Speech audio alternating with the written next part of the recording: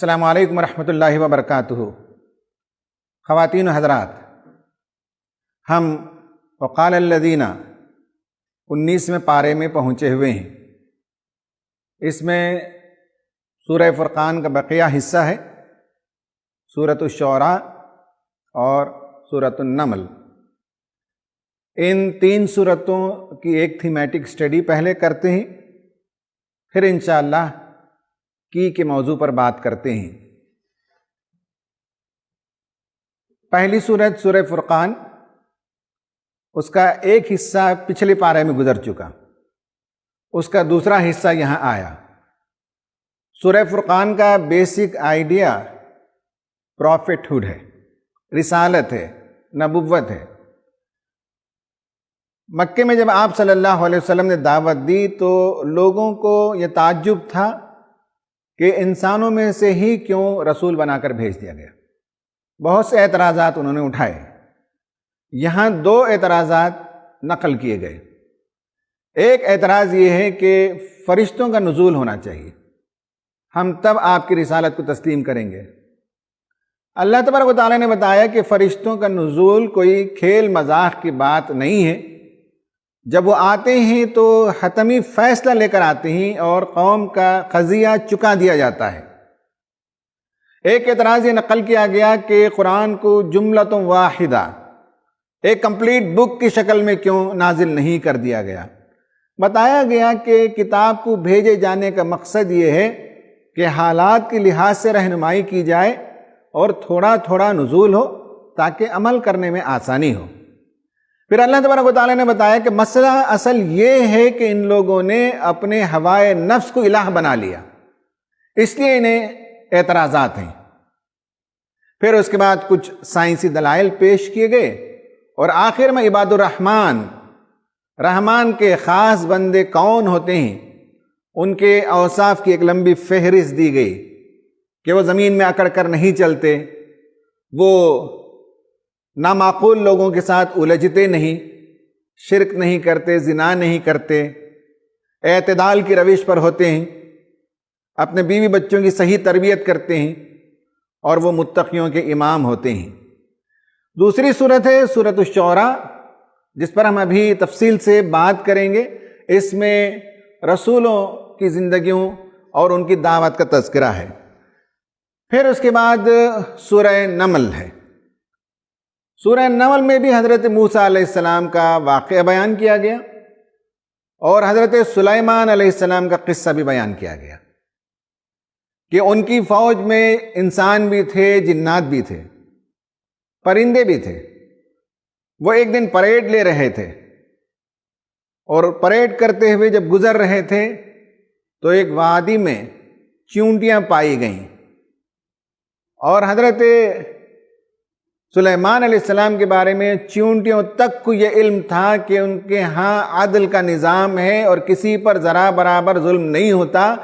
اور اس چیونٹیوں کے سردار نے کہا کہ عدل کے بارے میں تو ہمیں معلوم ہے، لیکن زمین میں ادھر ادھر چلت پھرنے کے نتیجے میں اگر سلیمان کی فوج اوپر سے گزر جائے تو تم ختم ہو جاؤ گے، اس لیے جلدی سے اپنے اپنے بلوں کے اندر گھس جاؤ۔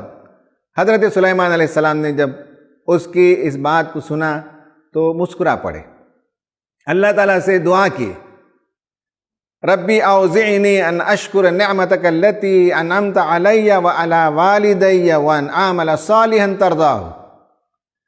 چیونٹیوں کی گفتگو آپ سمجھ سکتے تھے اور کہا کہ کتنی بڑی نعمت ہے کہ میرے بارے میں چیونٹیوں کے اندر بھی حسن ظن پایا جاتا ہے۔ اور اللہ تعالیٰ سے انہوں نے دعا کی کہ مجھے سنبھالے رکھنا۔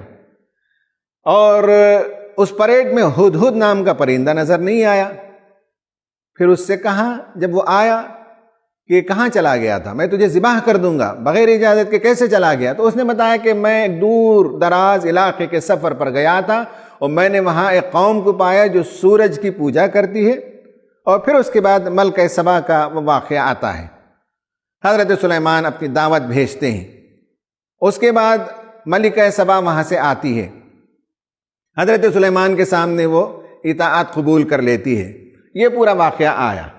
پھر اس کے بعد قوم سمود اور قوم لوط کے واقعات بھی اختصار کے ساتھ بیان کیے گئے۔ خواتین و حضرات، یہ اس پارے کی ایک تھیمیٹک سٹڈی ہے۔ اب ہم اس پارے کے اندر جو کی ہے اسے دریافت کرتے ہیں اور اس پر بات کرتے ہیں۔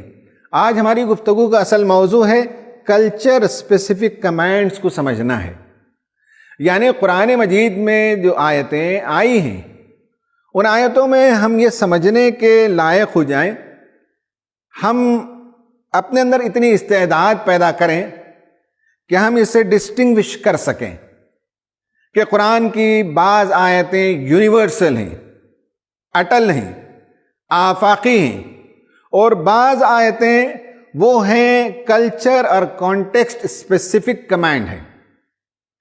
مکہ میں تھے تو مکے کے حالات سے بعض آیتیں نازل ہوئیں، مدینے میں تھے تو ان حالات کی مناسبت سے بعض تعلیمات آئیں۔ سوال یہ ہے کہ کیا مکہ اور مدینہ کے لوگوں کو ایڈریس کر کے جو باتیں کی گئیں وہ آج ہمارے لیے لائق اعتنا، قابل اتباع ہیں کہ نہیں؟ اس پر ہم بات کریں گے، لیکن پہلے تو ڈسٹنگوش کرنے کی صلاحیت ہو کہ کون سی باتیں یونیورسل ہیں اور کون سی باتیں کلچر اسپیسیفک ہیں۔ پھر کلچر اسپیسیفک کو آپ اگر سمجھ لیں کہ ایک پرٹیکولر تہذیب اور پرٹیکولر زمانہ اور پرٹیکولر مقام اور پرٹیکولر باشندوں کو ایڈریس کرتے ہوئے یہ بات کہی گئی، پہلے ہم اس کو سمجھ لیں تو اسی پس منظر میں ہم باتوں کو سمجھیں گے، پھر اس کے بعد اسے وہاں سے نکال کر آج کے زمانے میں ہم اپلائی کریں گے۔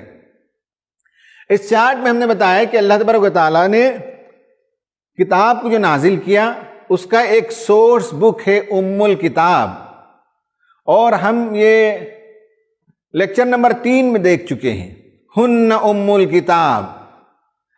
ہن ام الکتاب کے ترجمے 2 ہیں۔ ایک یہ ہے کہ قرآن کی وہ باتیں جو بیسک ہیں اس کو ام الکتاب کہا گیا۔ ایک یہ ہے کہ قرآن کی جو بیسس ہے، جو بنیاد ہے، وہ کہاں سے ڈیرائیوڈ ہے، وہ جو ماسٹر کمپیوٹر ہے خدا کے پاس، اس کا نام ام الکتاب ہے، اور اس ام الکتاب سے حالات کے لحاظ سے اللہ تعالیٰ وحی نازل کرتا رہا اور کتابوں کو بھیجتا رہا۔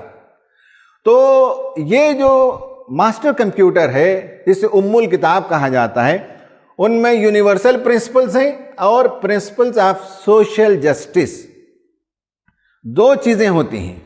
قرآن میں بھی یہ دونوں چیزیں آپ پائیں گے، جو یونیورسل پرنسپلز ہیں اور جو دوسری جو چیزیں ہیں وہ پرنسپلز آف سوشل جسٹس، یہ دونوں مل کر ریویلڈ بکس، ریویلیشن جو وحی آئی ہے اس میں یہ دونوں چیزیں شامل ہیں۔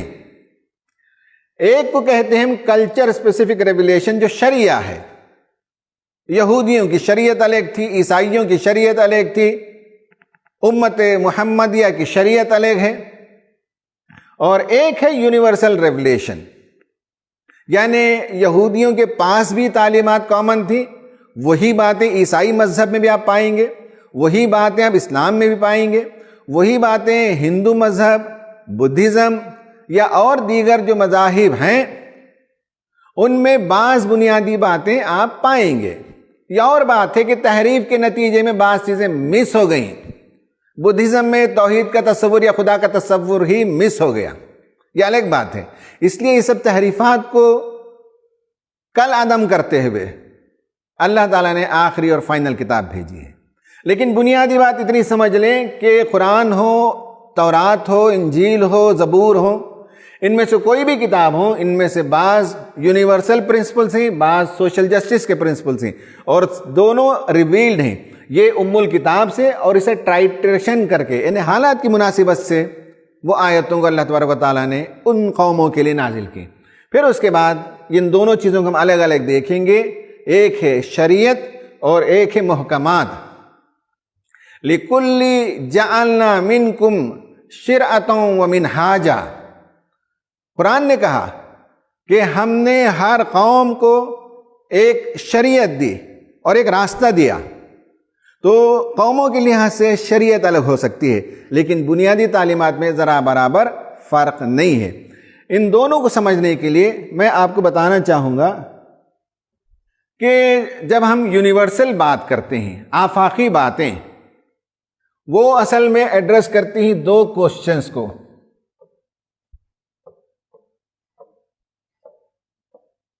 یہ ہے یونیورسل. کوئی بھی چیز واٹ اینڈ وائی.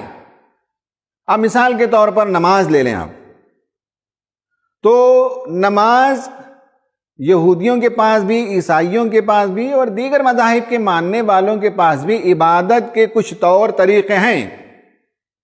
تو وہ عبادت کیا ہے؟ وہ نماز ہے. وائی اقم الصلاۃ لذکری، میری یاد کے لیے نماز قائم کریں. ہو سکتا ہے تورات میں کوئی اور وجہ بیان کی گئی ہوگی عبادت کے لیے، ہو سکتا ہے کہ انجیل میں کوئی اور وجہ بیان کی گئی ہوگی، ہو سکتا ہے کہ ہندو تہذیب کی کتابوں میں کوئی اور وجہ بیان کی گئی ہوگی. تو واٹ اینڈ وائی کا جواب یونیورسل ہے. وین اینڈ ہاؤ کی جب بات آتی ہے تو یہ کلچر اسپیسیفک ہے، یہ شریعت ہے. نماز پڑھنا صحیح ہے، کب پڑھنا چاہیے؟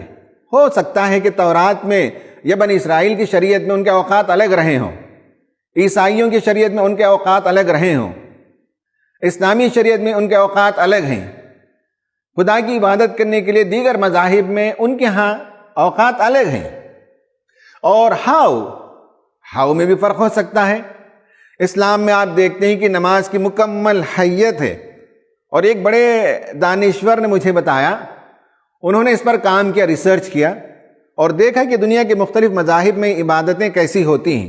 اس کی بنیاد پر انہوں نے بتایا کہ کچھ چیزیں یہودی مذہب میں ہی کچھ چیزیں مس ہو گئیں، کچھ چیزیں باقی ہیں عیسائی مذہب میں، کچھ چیزیں مس ہو گئیں.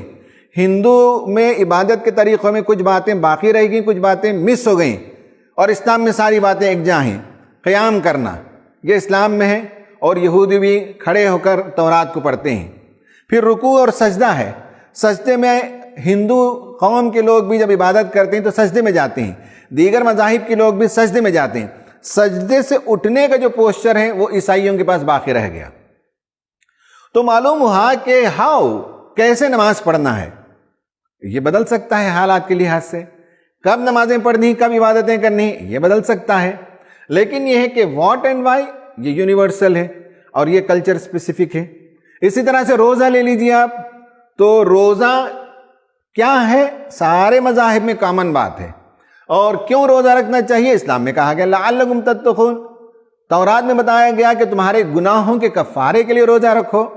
کسی اور مذہب میں کوئی اور مقصد بیان کیا گیا ہے. لیکن کب روزہ رکھنا ہے یہ فرق ہے کہ روزہ رکھنا کب ہے. ہم پورا مہینہ رکھتے ہیں. بنی اسرائیل کے پاس کوئی ان کے مذہبی مہینے کے پہلے 6 دن ہیں. عیسائیوں کے پاس حضرت عیسیٰ علیہ السلام نے آخری 40 دن جو گزارے ہیں جن میں انہوں نے روزہ رکھے تھے، انہی ایام کو وہ روزے کے ایام بنا لیتے ہیں. وین اینڈ ہاؤ روزہ کیسے رکھا جائے، اس میں فرق ہے. فرق یہ ہے کہ اسلام میں طلوع فجر سے غروب آفتاب تک کچھ بھی کھانا پینا نہیں. لیکن بعض لوگوں کے پاس یہ ہے کہ روزے میں پھل کھا سکتے ہیں، بعض کے ہاں دودھ پی سکتے ہیں. تو اس کی جو باریک تفصیلات ہیں وہ بدل جاتی ہیں. یہ دونوں باتوں کو اچھی طرح سے سمجھ لیجئے کہ بعض باتیں یونیورسل ہیں جو واٹ اینڈ وائی کا جواب ہیں، بعض باتیں کلچر اسپیسیفک ہیں، بعض تعلیمات ہیں، اور وہ وین اینڈ ہاؤ. اب ان دونوں کو آپ سمجھیں کہ اللہ تبارک و تعالیٰ نے سورہ حدید میں فرمایا کہ لقد ارسلنا رسلنا بالبینات وانزلنا معهم الکتاب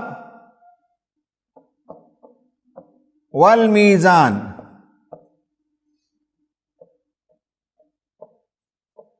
دو الگ الگ باتیں بیان کی گئی. یہ جو ہے یونیورسل پرنسپلز ہیں. میزان جو ہے یہ کلچر اسپیسیفک ہی، اور کلچر اسپیسیفک میں سوشل جسٹس کا، مورل پرنسپلز کا قیام پیش نظر ہے. لیقوم الناس بالقسط، تاکہ دنیا میں عدل و قسط قائم ہو جائے. عدل و قسط قائم ہونے کے لیے کچھ یونیورسل باتیں ہیں، اور کچھ زمانے کے لحاظ سے جب بھی میزان میں خلل پیدا ہو گیا، جب بھی سماج کے اندر کوئی برائی پیدا ہوئی جس سے سماج کا بیلنس بگڑ گیا، تب رسولوں نے اسے ایڈریس کیا. ہم آگے دیکھیں گے. یہ یونیورسل باتیں بھی نبیوں نے کی اور میزان والی باتیں بھی کی. یعنی کوئی ایسی برائی جس سے سماج میں بگاڑ پیدا ہو، جس سے سماج میں فساد پیدا ہو جائے، وہاں رسولوں نے اسے ایڈریس کیا۔ اگر یہ بات آپ سورہ حدید کی یاد رکھیں تو آگے کی سلائیڈ کا سمجھنا آپ کے لیے آسان ہوگا۔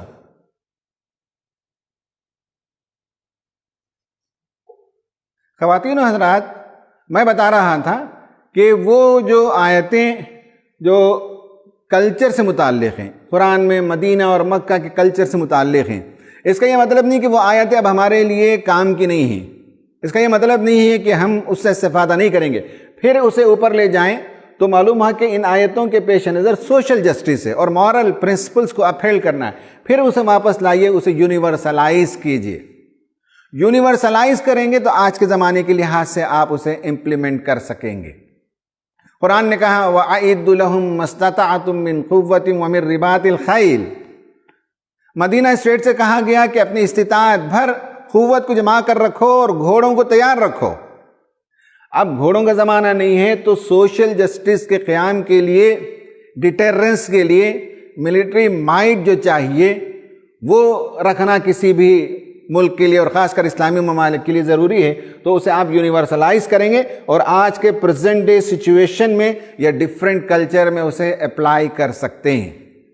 ایسی بہت سی آیتیں ہیں جو اس کلچر کے لیے تھیں، اسے نکال کر آپ سوشل جسٹس کا پرنسپل فائنڈ آؤٹ کیجئے، پھر اسے یونیورسلائز کیجئے، پھر اسے لے آئیے آج کے زمانے میں۔ اب آتے ہیں، یہ ایک سرسری نگاہ میں ڈال لیجئے کہ اللہ تبارک و تعالیٰ نے تورات کے لیے بھی، انجیل کے لیے بھی، زبور کے لیے بھی نور کا لفظ بھی استعمال کیا، ہدایت کا لفظ بھی استعمال کیا، یعنی سب کا سورس ایک ہے جو ماسٹر کمپیوٹر ہے، اور اس میں سے الگ الگ کتابیں آئیں اپنے وقت کے لحاظ سے، لیکن سب نور اور سب ہدایت کی کتابیں تھیں۔ یہ اس کی تفصیلات تھیں۔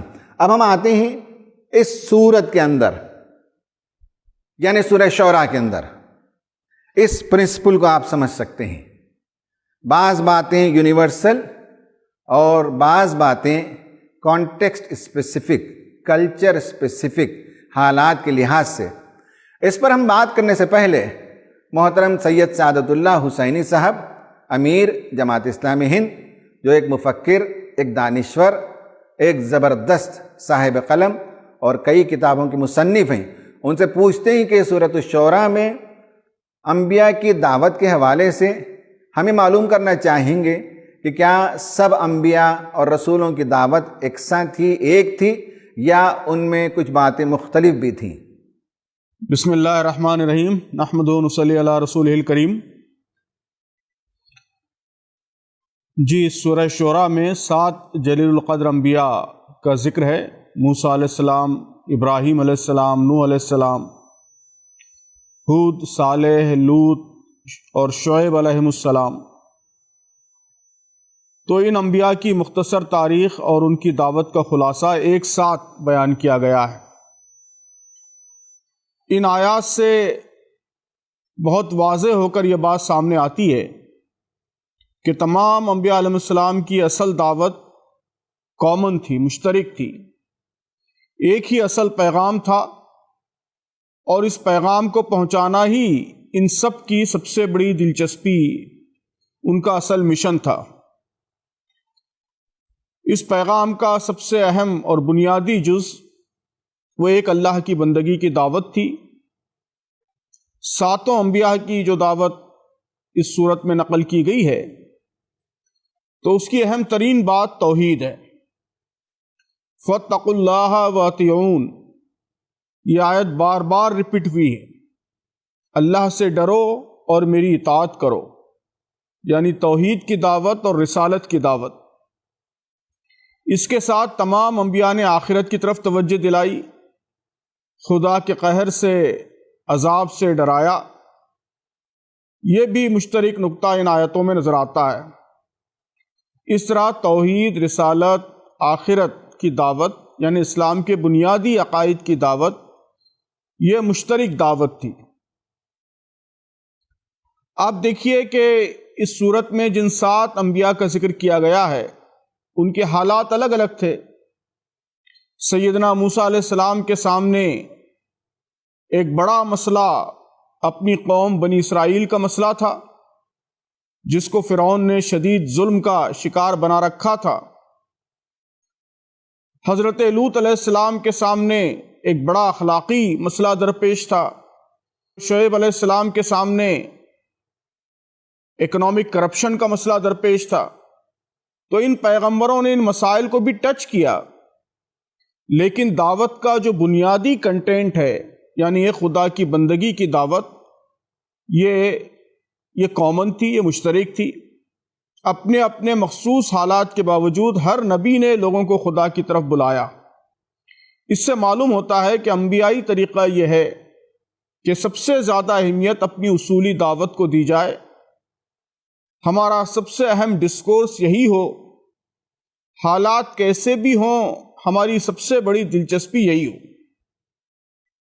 ان 7 انبیاء کی سرگزشت میں کچھ اور دلچسپ باتیں بھی معلوم ہوتی ہیں۔ قرآن نے ان انبیاء کے لیے لفظ استعمال کیا ہے اپنی قوم کے بھائی کا، اذ قال لهم اخوهم نوح الا تتقون، یا اذ قال لهم اخوهم ہود الا تتقون۔ گویا قرآن کہتا ہے کہ ان کی قوم کے پاس ان کے بھائی ہود کو بھیجا گیا، ان کے بھائی نوح کو بھیجا گیا۔ پھر سبھی انبیاء نے کہا کہ ہم ایک امانت دار رسول ہیں، انی لکم رسول امین، اور سب نے کہا کہ ہم کسی دنیاوی اجر کی تمنا نہیں رکھتے، ہمارا کوئی مٹیریل انٹرسٹ نہیں ہے، کسی بھی قسم کے دنیاوی مفاد سے ہم بالاتر ہیں۔ وما اسألکم علیہ من اجر ان اجری الا علی رب العالمین۔ یہ آیت اس صورت میں بار بار ریپیٹ ہوئی ہے۔ گویا یہ انبیاء کی پہچان اور ان کی آئیڈینٹی کی بہت ہی اہم خصوصیت تھی کہ وہ ہر طرح کے دنیاوی مفاد سے بالاتر تھے۔ پھر انہوں نے کہا کہ میرا اپنا کوئی انٹرسٹ نہیں ہے، مجھے ڈر تم لوگوں کے بارے میں، انی اخاف علیکم عذاب یوم عظیم۔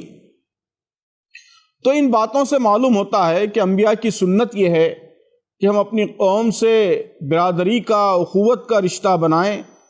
ہماری پہچان، ہماری آئیڈینٹی ایک ایسے اصول پسند اور امانت دار انسان کی ہو جس کے سامنے کوئی مٹیریل انٹرسٹ نہیں ہے، کوئی دنیاوی مفاد نہیں ہے، بلکہ اصلاً وہ اپنی قوم کے مفاد میں، ان کے انٹرسٹ میں، ان کی بھلائی کے لیے ان کو سیدھے راستے کی طرف بلا رہا ہے۔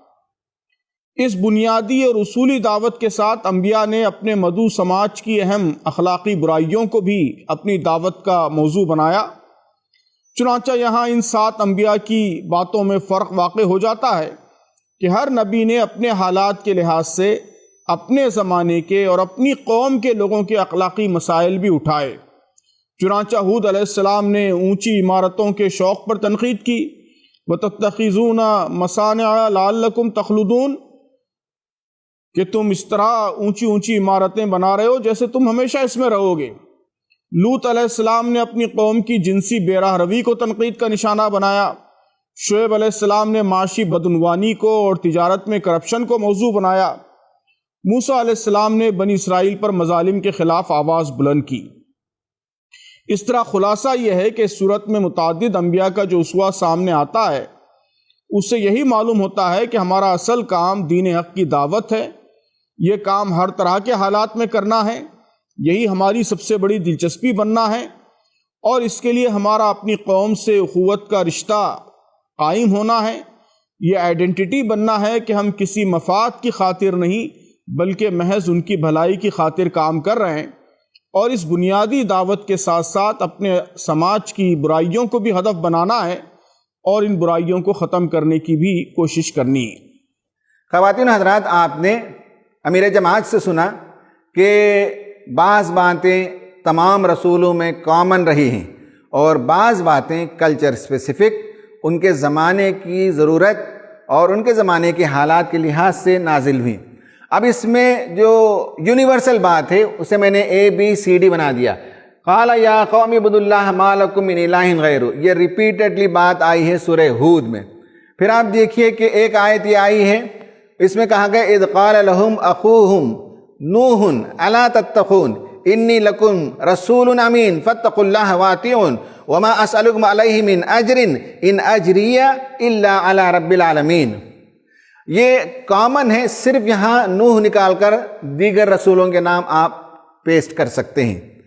और हज़रत इब्राहीम की जो दावत है उसमें थोड़ा सा चेंज है, क़ाला अफ़रअय्तुम मा कुन्तुम ताबुदून, तुम जिनकी इबादत करते हो क्या कभी तुमने गौर किया उन पर। और हज़रत मूसा अलैहिस्सलाम की दावत में क़ाल रब्बुकुम व रब्बु आबाइकुमुल अव्वलीन, मैं जिस रब की तरफ दावत देता हूँ वो तुम्हारा भी रब है, तुम्हारे बाप दादा के भी रब है। इन्ना रसूल रब्बिल आलमीन, हम दोनों मूसा और हारून रब के रसूल बनकर तुम्हारे पास आए हैं। इस स्लाइड को याद रख लीजिए, अब इस स्लाइड को समझना आपके लिए आसान हो जाएगा। देखिए हज़रत नूह अलैहिस्सलाम का, हज़रत हूद अलैहिस्सलाम का, हज़रत सालेह अलैहिस्सलाम का, हज़रत लूत अलैहिस्सलाम का इस स्लाइड में, अगले स्लाइड में और रसूलों का जिक्र आता है। उम्मुल किताब से जो बात आई है ये एंड बी, मैंने पीछे बता दिया कि अल्लाह ताला की दावत और मैं तुम्हारे लिए रसूलुन अमीन हूँ, मेरी इत्तिबा करो, अल्लाह के अलावा किसी की इबादत ना करो, तक़वा इख्तियार करो। ये एंड बी, ये एंड बी, ये एंड बी, ये एंड बी, ये दावत कामन है। अलबत्ता कॉन्टेम्पररी इश्यू देखिए, इनके ज़माने में कास्ट सिस्टम था। हज़रत नूह अलैहिस्सलाम के ज़माने में क़ालू अनुमिनु लका वत्तबअकल अर्ज़लून, क्या हम तुम्हारे साथ जो समाज के गिरे पड़े लोग हैं उनकी तरह ईमान ले आए? ये कास्ट सिस्टम उनके पास मौजूद था। और मीज़ान क्या था? मीज़ान ये है कि समाज में कास्ट सिस्टम के नतीजे में तवाज़ुन बिगड़ जाता है। इंसानों में से बाज़ को आप अशरफ, बाज़ को आप अर्ज़ल समझने लगते हैं, तो इंसानों के दरमियान जो मसावात है उसका तवाज़ुन ख़त्म हो जाता है। वमा अना बितारिदिल मुमिनीन, मैं तो मोमिनों को भगाने वाला नहीं हूँ, मैं अपने से दूर करने वाला नहीं हूँ, इससे समाज का तवाज़ुन बिगड़ेगा। मेरे नज़दीक हर इंसान मोहतरम है और जो ईमान ले आए वो मेरे लिए ज़्यादा अजीज़ है। रिस्पॉन्स देखिए उन्होंने क्या कहा, उन्होंने कहा इन्ना लनराका फी ज़लालिम मुबीन, ऐ नूह हम तुझे सरीह गुमराही में पाते हैं।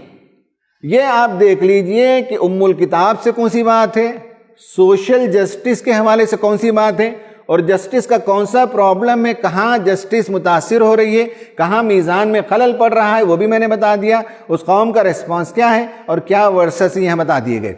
इसी तरह से हज़रत हूद अलैहिस्सलाम का आप देखिए कि जो उम्मुल किताब से यूनिवर्सल बातें, आफाकी बातें कॉमन हैं, लेकिन जो कॉन्टेम्पररी इश्यू था या उस समाज के लिए जो बातें आई वो ये है कि अबेंडेंस ऑफ वेल्थ, दौलत की फरावानी थी उनके पास।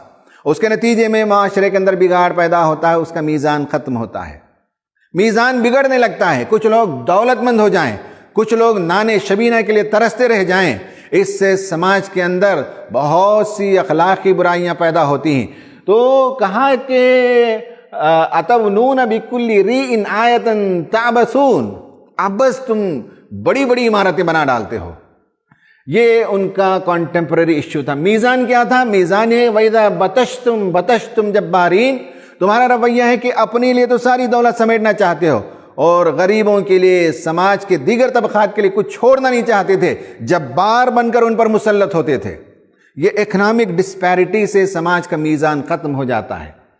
रेस्पॉन्स क्या था? इन्ना लनराका फी सफ़ाहा, हम तुझे बेवकूफ़ समझते हैं, हम तुझे नादान समझते हैं, नाउज़ुबिल्लाह।